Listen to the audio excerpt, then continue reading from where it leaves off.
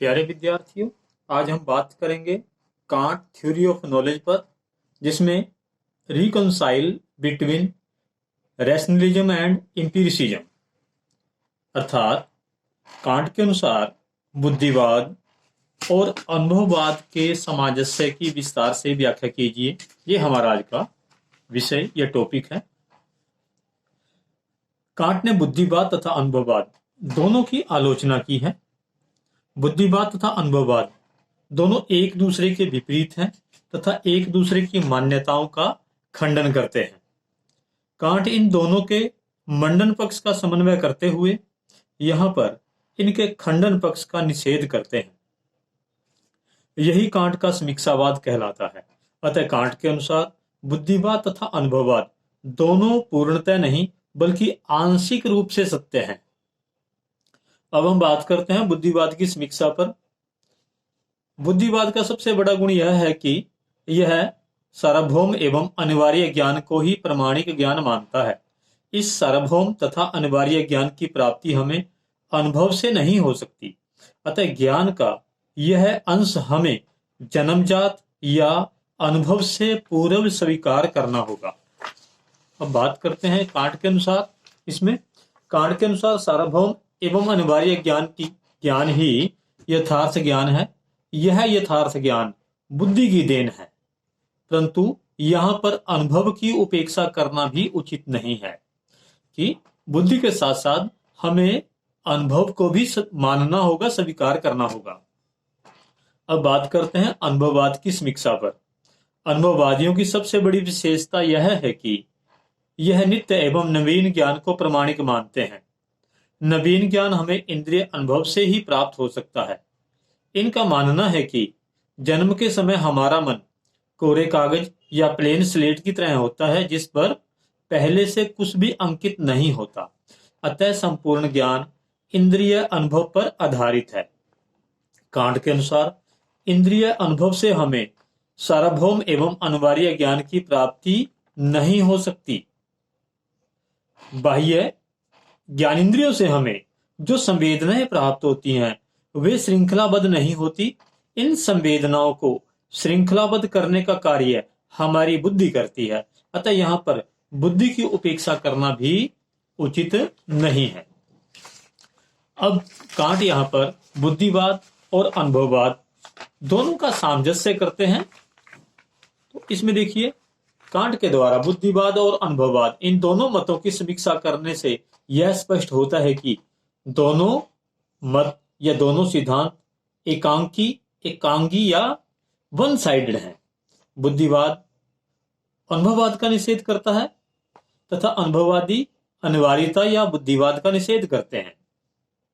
लेकिन बुद्धिवादियों का कथन सत्य है कि सार्वभौम और अनिवार्य ज्ञान की प्राप्ति अनुभव से नहीं हो सकती। इसी प्रकार अनुभववादियों का कथन भी सत्य है कि ज्ञान की द्रव्य के रूप में कच्ची सामग्री बुद्धि से प्राप्त नहीं हो सकती। कांट दोनों मतों के गुण और दोषों की विवेचना कर इन दोनों का समन्वय करते हैं। विश्लेषण करने पर हम यहाँ पर ज्ञान के दो अंग पाते हैं, द्रव्य और स्वरूप। ज्ञान की द्रव्य के रूप में या कच्ची सामग्री के रूप में तो हमें ज्ञान की कच्ची सामग्री तो हमें अनुभव से प्राप्त होती है, परंतु ज्ञान का स्वरूप बुद्धि से प्राप्त होता है। मान लिया जाए कि यहाँ पर द्रव्य मिट्टी है एवं स्वरूप सांचा है। हम मिट्टी को या मिट्टी रूपी द्रव्य को सांचों में डालकर ही विभिन्न प्रकार की आकृतियों का निर्माण करते हैं। इसी प्रकार ज्ञान भी सामग्री तथा स्वरूप दोनों का ही मिश्रण है।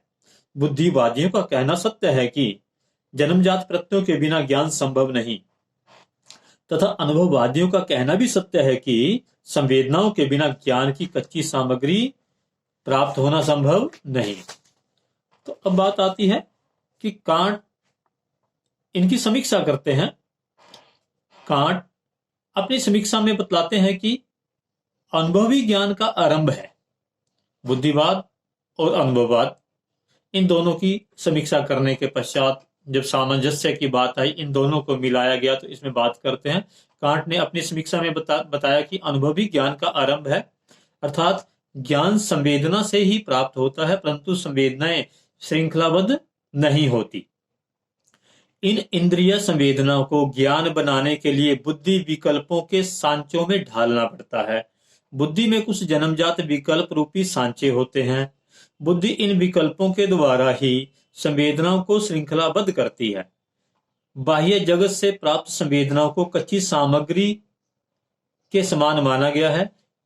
इन संवेदना रूपी कच्ची सामग्री को बुद्धि विकल्प रूपी सांचों में डालती है।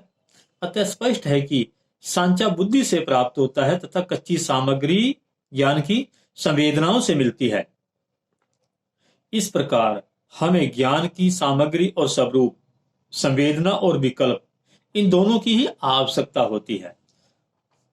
ऊपर दिए गए विवरण से स्पष्ट है कि अनुभव से ही ज्ञान का आरंभ होता है, परंतु अनुभव से ज्ञान की उत्पत्ति नहीं होती। अनुभव से हमें केवल संवेदनाएं प्राप्त होती हैं, अर्थात ज्ञान की कच्ची सामग्री प्राप्त होती है। परंतु जैसे ही हमें संवेदनाएं कच्ची सामग्री के रूप में प्राप्त होती हैं, उसी क्षण बुद्धि के विकल्प रूपी सांचे उस पर कार्य करना शुरू कर देते हैं तथा संवेदनाओं को श्रृंखलाबद्ध करने का कार्य करते हैं। यह बुद्धि के विकल्प तो अनुभव के पूर्व अर्थात प्राग अनुभव है। इन्हीं प्रागानुभव विकल्पों के द्वारा संवेदनाएं नियमित होती हैं। अतः ज्ञान का आरंभ अनुभव से होता है, परंतु ज्ञान की उत्पत्ति अनुभव से नहीं होती। अर्थात बुद्धि के विकल्पों के बिना हमें निश्चित ज्ञान प्राप्त नहीं हो सकता। इस प्रकार ज्ञान प्राग अनुभविक तत्वों के बिना संभव नहीं। यह प्राग अनुभविक तत्व बुद्धि के जन्मजात सांचे हैं। इसके साथ साथ यह भी सत्य है कि ज्ञान की सामग्री अनुभवजन्य होती है।